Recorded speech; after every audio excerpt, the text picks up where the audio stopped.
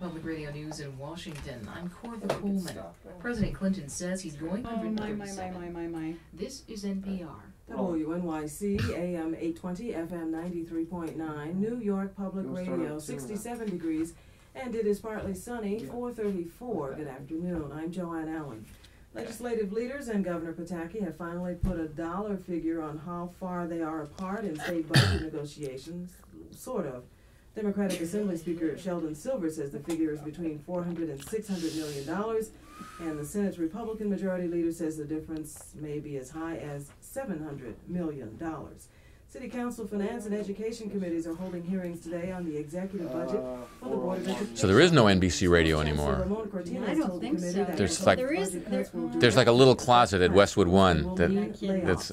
CUNY Chancellor Ann Reynolds is testifying against the plan to cut city support of City in University Virginia by 40%. Well, Mutual is in Virginia. Is NBC? Oh. Yeah, I don't think they're doing anything out of New York anymore. Oh no, but I think a little bit in Culver City too. Oh yeah? Yeah. All right. 600 points so far this year. But I haven't been. A decline in video game sales helped zap first quarter earnings at Toys R Us. The world's largest toy retailer reports nearly 49% drop in first quarter earnings. Despite the decline in video game sales, the Paramus-based company did post a 2% increase in sales. Okay. No, I would tend to anyway. It's a radio thing. He's a professional. He's done money. A broadcaster. It is illegal for prison inmates to get welfare. You know, that's the trouble with talk shows. You know, they hire all these people from, you know, why don't they hire broadcasters? Did you hear the law operator? No. Snyder was saying this the other night. You know, broadcasters who know about this stuff. 67 and partly sunny at 4. All right, I have to I'm get serious East Patrick for shadow traffic. On the Belt Parkway eastbound, we're jammed in tightly from Rockaway Parkway to the Mill Basin Drawbridge. A bus and a car collided. Good Lord, you got so much news on this show. Rubbernecking to be also in Creighton to the I wish you could have come in for an hour. Big delays We eastbound certainly from could the have BQE filled to the the time. We come fairgrounds. back I tomorrow. want to stick with the eastbound No. Parkway instead. And on the Cross Bronx, I'm already missing 2 hours of OJ to be here. Oh no! I got my work to do. That shadow traffic, I'm East Patrick.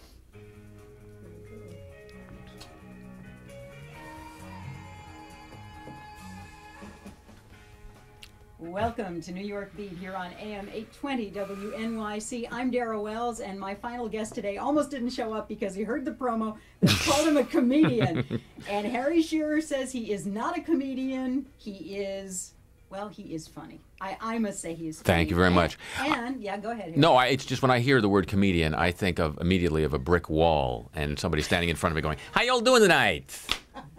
I think that the first thing they should induct into the Comedy Hall of Fame is the inventor of the brick wall, because that's everything else follows from that. That's right. But he is, of course, a writer, actor, director. You know him, in many capacities. I remember when you were on Saturday Night Live as a cast member. We'll talk about that. Don't choke, babe. He is the voice of Homer Simpson's boss, among other things, Mr. Burns. Mr. Burns, yes. And a member of Spinal Tap, Derek Smalls. That's correct. Did you really go on tour as a result of that rockumentary spoof? Yeah, 3 years ago we did it was part of our original plan that just got delayed for a while after the movie's release. But 3 years ago we went on tour. We did the Beacon here, and we did big venues all over the country, and we played Royal Albert Hall in London.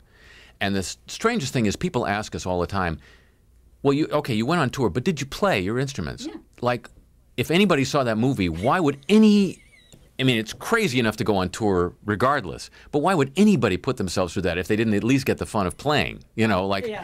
To stand on stage and mime rock and roll for 2.5 hours, what a thrill, what a real thrill to go from city to city and do that and get screwed over by promoters. I mean, yes, we did play. And you are a for real radio host. We should give you a plug. The show airs on WNYC at 1 in the morning on Monday, but, hey, it airs. Yeah, it airs. A lovely time slot that the people here have seen fit to give me. I'm very, very grateful to be on at 1 in the morning because the city never sleeps. That's right. It just dozes occasionally during my show. Well, but hopefully not during this segment. No. We're here really to promote what is being called a dangerous I'm here to review. see you, oh, Dara. You are not. Yes, I am. No, I am flattered though that you remembered the first time we met. Yeah. Which was in another radio studio. Yes, in a now bankrupt building. That's right. Yeah. That's right. 30 Rock filed for bankruptcy. But let's talk about Loose Lips. Okay. It is playing. Oh, they're going to kill me if I don't give it the plug. It's at the Triad, which is formerly Steve McGraw's on West 72nd Street. What is a dangerous review? Well, the concept behind Loose Lips is that rather than have writers make up stuff, the creators of this show, 3 people who used to be associated with Spy magazine back when Spy was good, took the actual words of real people as found in court transcripts or purloined depositions or telephone conversations that were eavesdropped upon, such as Prince Charles of England talking with his lover Camilla Parker Bowles, Squidgy, the famous Squidgy tape, and dramatized these real events, real conversations, real moments. And so what you get is amazing scenes and amazing revelations of character that we've just dramatized. They've just dramatized. I'm the host narrator for the first two. One in a series. For the first 2 weeks of the show, I'll be the host narrator, followed closely by Mo Gaffney, and then whoever else. Henry, Mark Mall, whoever else is in town. That's right.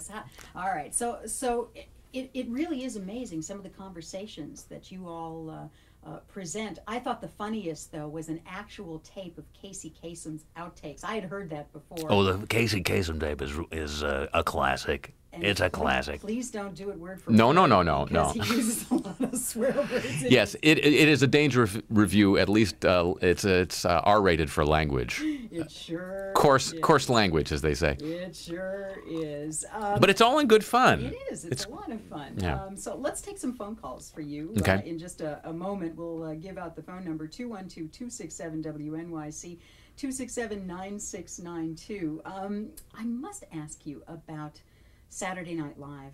Since you were, in fact, a member of the show when you and I first met, it has fallen on some real hard times. Didn't have far to fall. In my personal opinion. Wow. I've never been a big, to me, the idea of doing live television in the current era, live comedy television, is like, let's tie both our hands behind our backs, Let's try to do a show that is half as good as we possibly could do it if we really wanted to do a good one. And since I live on the West Coast, we've never seen it live.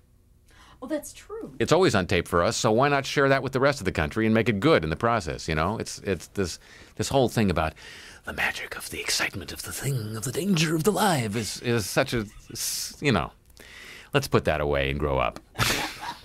And do it good, and maybe edit out some of the stuff that doesn't work. Does Lorne Michaels call you for suggestions or not lately? Constantly. Takes every note I give him. No, not in 21 years. What was your experience like working on the show? Did you enjoy it? Never. Really? I don't think enjoyment is a word that I think you surrender your right. That one of the things you sign is your right to any enjoyment when you walk into that building. No, it's. And I do have this feeling that people in show business shouldn't be in public bitching a lot about what they go through because compared to normal jobs, it's all a gift. Yes. But if you ask me point blank, did I enjoy it? The answer is no. Dental surgery would rank much more highly enjoyable. Yeah. You actually started very, very young. I was amazed to be reading your bio. I thought I knew everything about you, Harry Shearer. I knew nothing. You started as a child actor. Yes, I did. Yes, I started at the age of 7 on the Jack Benny Show. And that really will spoil you for experiences like what we were just talking about, because he was the greatest. What was he like? Very smart. I've never encountered a person in the comedy business who was smarter about the comedy business. Had just great instincts about letting other people in the cast. Jack Benny always loved other people in the cast to get laughs. Now, you could say it's generosity, or you could say he always knew he could get a bigger laugh just by reacting. But whatever, he was never jealous of the laughs that anybody else in the show got. You were how old then? 7. How did he deal with a kid, though? Fine, no problem? He liked children? He didn't care? Not like Michael Jackson, let me put it that way. He liked children, but not not in that special. No, he was fine. He was. The other thing about Jack Benny was he was a great appreciator of what other people did. And I remember I was the third or fourth time I did the Jack Benny show, and I ad-libbed some little thing. It wasn't even a line. It was just a thing. And he laughed and he cackled and he pounded the table. And for an 8-year-old kid to get that reaction out of Jack Benny was just stupendous. It was like unforgettable that you could make that person do that.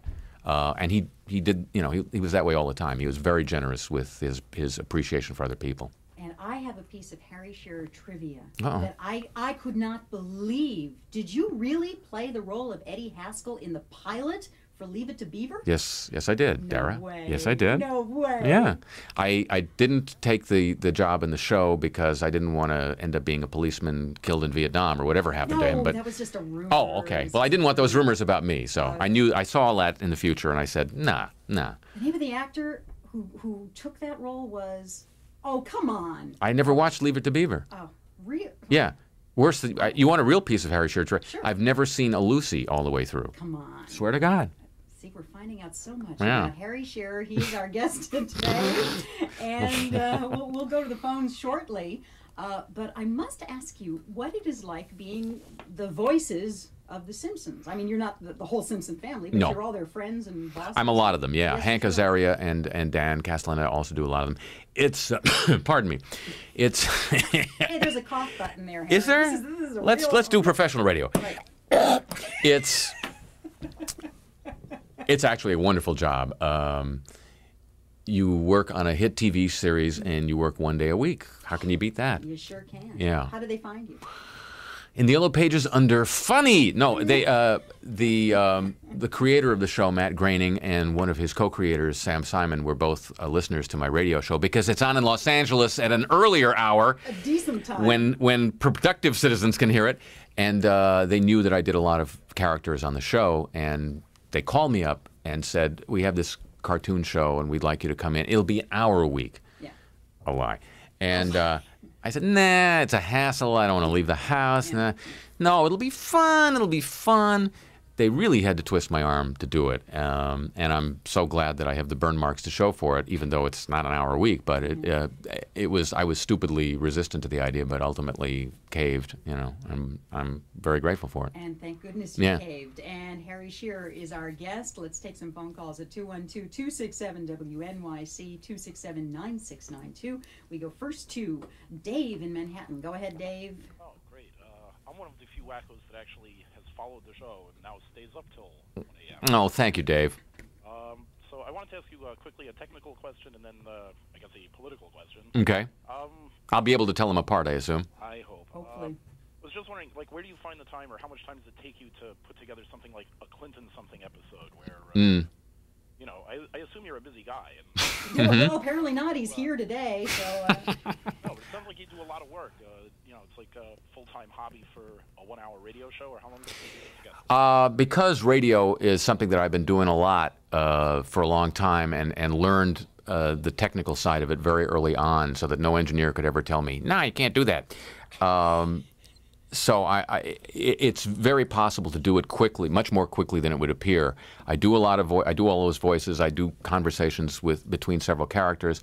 Writing through production of a piece like that, if it's not done in 4 hours, I'm doing something seriously wrong.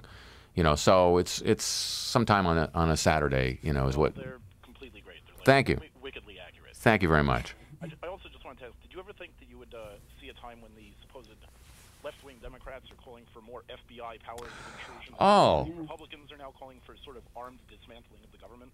It's lovely to see, and it for people who are paying attention, it's a lovely turn of the dial that neither of the parties stands for anything ultimately except the opposite of what the other party chooses to stand for at any given moment. Seeing Daniel Patrick Moynihan going around saying, "Well, now aren't you delighted to see the Democrats as the law and order party?" And the Republic. I mean, if you read the NRA ad in today's New York Times, which cites all chapter and verse about all these awful alcohol, tobacco, and firearms raids. I mean, there was a horrible raid in Malibu. A man who was accused on the basis of an informant's information, which was totally inaccurate, of having marijuana growing on his property, and drug agents busted in, shot him dead with no basis whatsoever. And the Democrats, the Democrats are